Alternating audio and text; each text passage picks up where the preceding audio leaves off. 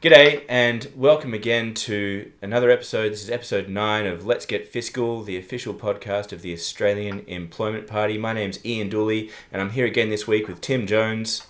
Hello again. And just a quick bit of housekeeping as usual. You can find out all about the Australian Employment Party at our website, australianemploymentparty.org.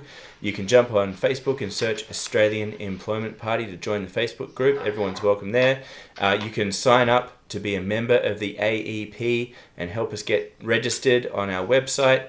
And you can also tweet at Ian Dooley, that's IAINDOOLEY, to get to me, or tweet at FourthLeft2 to get to Tim, and use the hashtag ozmmt, that's ozmmt, for discussions on Twitter.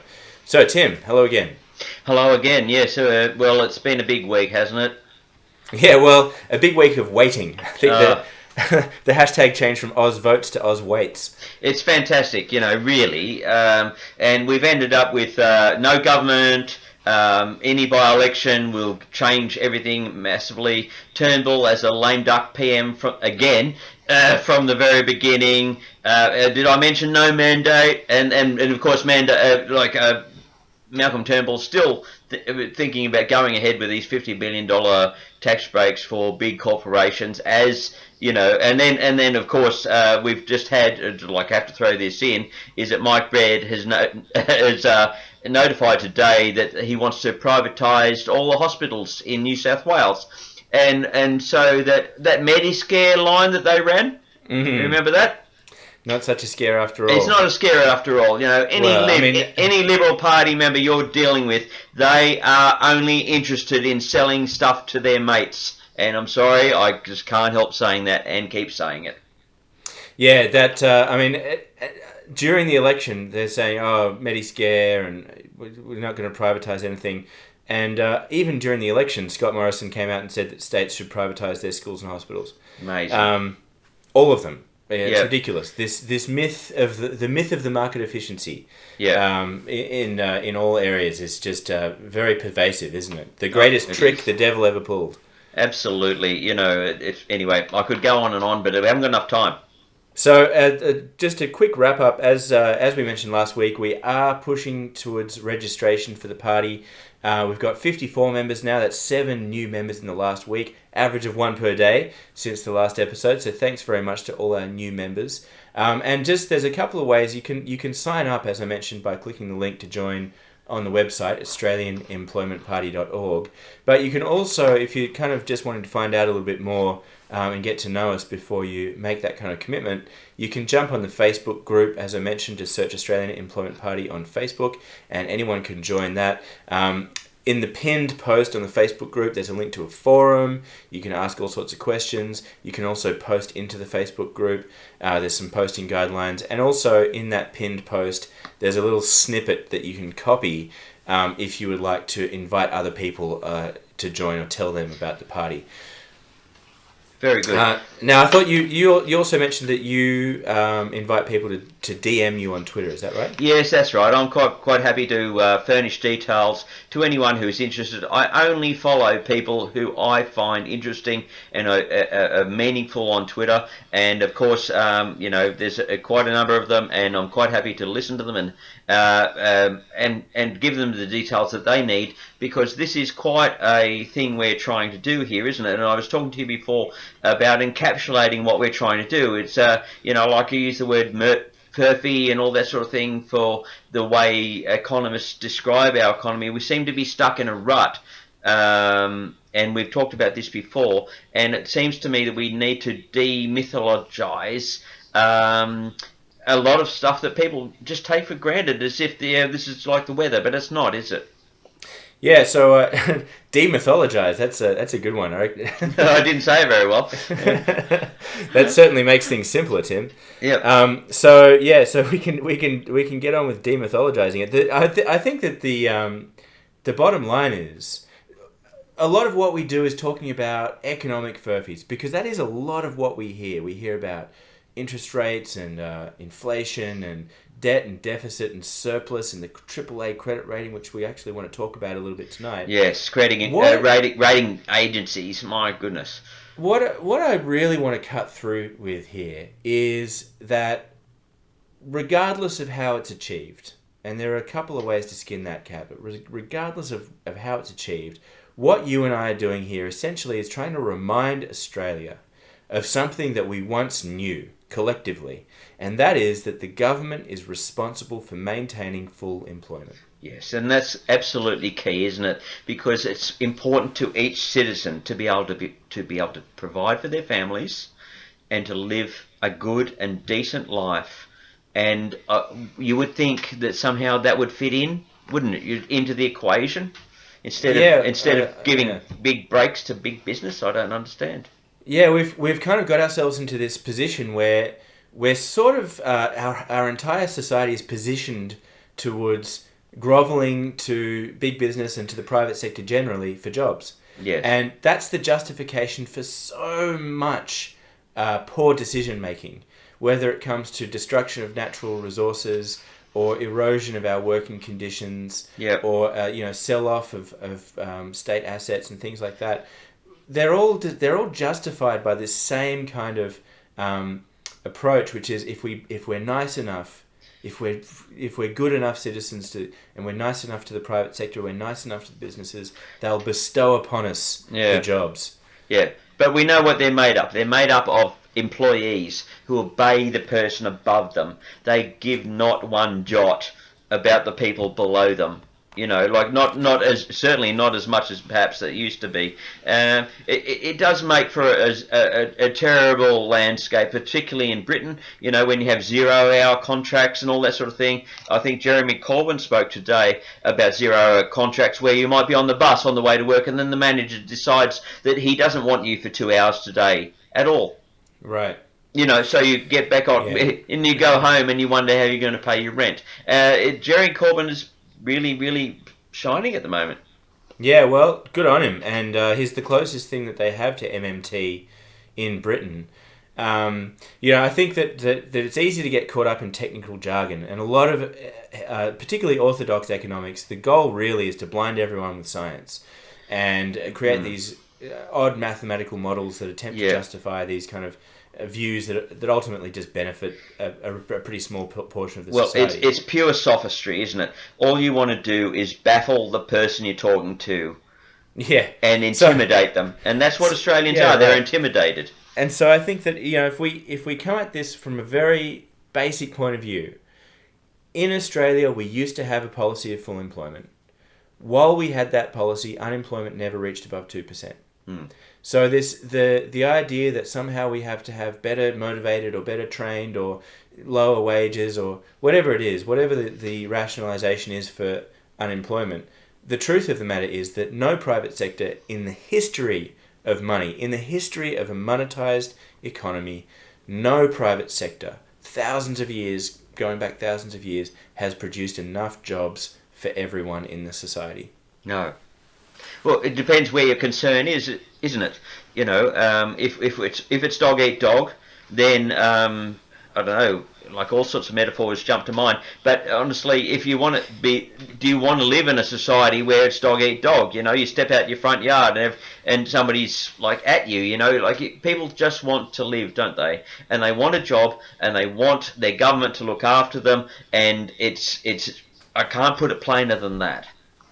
Yeah, that's it, and it's the idea that somehow some people don't deserve that, or that some people don't deserve a job, or that there's no job for you, so you can't participate in this economy. That used to be an alien notion in this country, and everyone agreed upon it, and we've lost our way, and that's all. Yours and my job here solely is just to remind people of what we already knew. And that is that the government is responsible for full employment, not the private sector. Absolutely, and we want to change the tone of the conversation, because honestly, our mainstream media, our commentariat, are really letting us down a big time at the moment, because they're only repeating the same hackneyed homilies that we heard for years and years and years and years, and it's so boring, and it's alienating. It's I don't know. It seems designed to push people away from understanding what's going on. And I think that what we want to do with this party is to make sure that people can understand that they can understand what's going on. It's not that complicated. Right, yeah. It's actually really simple. Yeah. So, I mean, there are complex parts to it, but the part that everyone can get, the part that everyone needs to vote on, right? The part that everyone needs to vote about is pretty simple. I'm not an economist, and I've learned it over the past couple of years. You're not an economist, and you and I have been working on this for the past few months. Actually, I put in a really good performance on Twitter this week. We've had hundreds of retweets about this very subject, and I've been putting Bill Mitchell's quotes up there. I think from even 2006, he's so consistent, and he's able to say this, and this. And honestly, most economists they don't. It's not like homeopathy. They can't just say that's nonsense. Right. They can't. It's provable. Yeah, it's provable. Actually, I'm interested to find out from you because I obviously watch a lot of what's going on for you on Twitter. Yes. There was a lot of stuff this week about ratings agencies again. Oh God. Yes, and honestly, aren't they just businesses looking out for themselves? Isn't that what they are? Well, yeah. I mean, they're a private business and they're kind of hired by the government to provide these ratings. Yeah. So they're not. It's not as if they come in, uninvited. No, The government calls them up and says, "Hey, can you assess us?" And you have to think, what's the motivation? When the government would obviously know what those ratings agencies are going to say based on their criteria, why would the government invite a rating when they knew what the ratings agency might say? It really seems as though it's quite tactical, for them to do so, right? Yeah, I think so. It does seem like any private sector venture.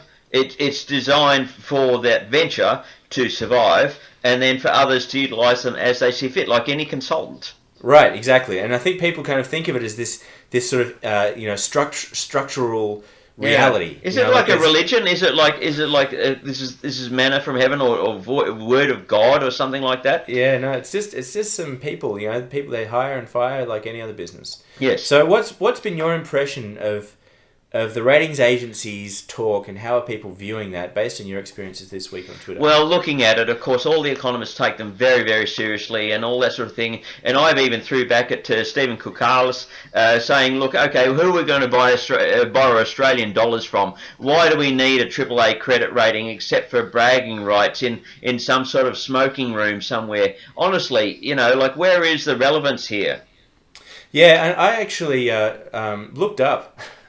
Funnily enough, because I was trying to find some sort of really simple way. I have the MMT economists and what they say about ratings agencies, but I was trying to find something, some chink in the armor of the mainstream, some way to frame this in the mainstream orthodox economics discussion that would kind of prove to these people this isn't crackpot conspiracy theory, or this isn't coming out of left field. This is genuine fact that I'm speaking here.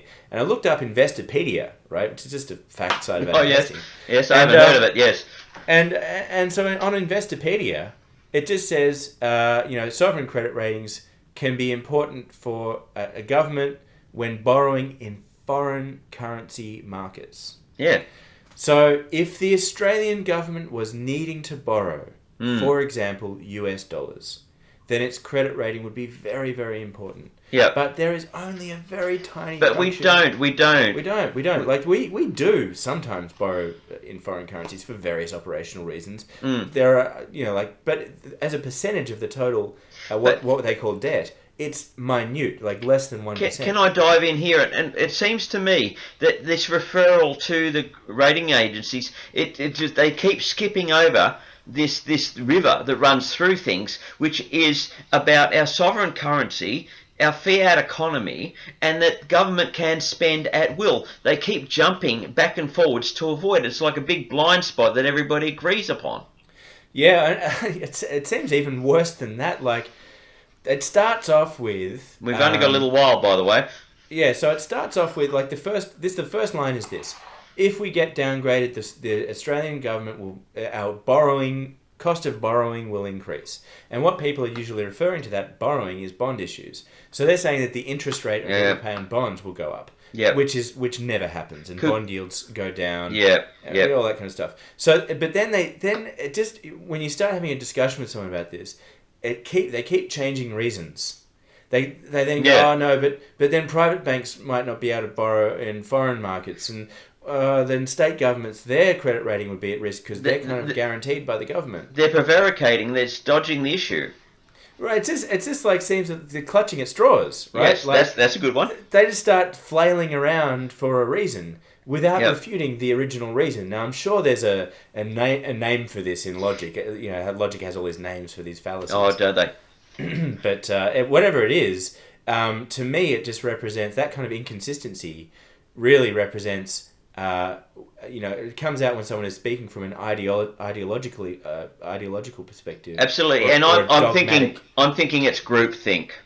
Right, it's dogma. Yeah. It's dogma. Now we only have a minute left. What do you think? What are you going to do, Ian?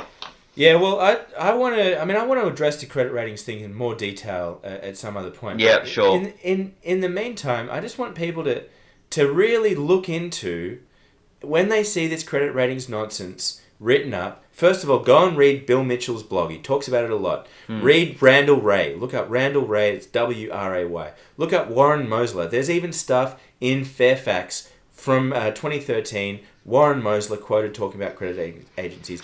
And most of all, type this into Google. I want everyone to type this into Google. Benelong funds, right? Like as in the seat, but Howard's seat. Benelong funds. Benelong funds. Benelong funds credit ratings investment perspectives. Now these guys are a private investment firm. They are non-political. And there's an article that they wrote that just completely breaks down MMT, talks about investment completely from a financial perspective. They're investors, right? Now you can't get any more impartial than that. And they say that credit ratings are bollocks. So recommend it.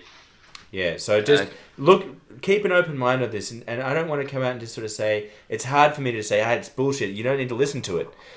Because people say, well, look at all these people saying it. We've got to go, Ian, we've got to go.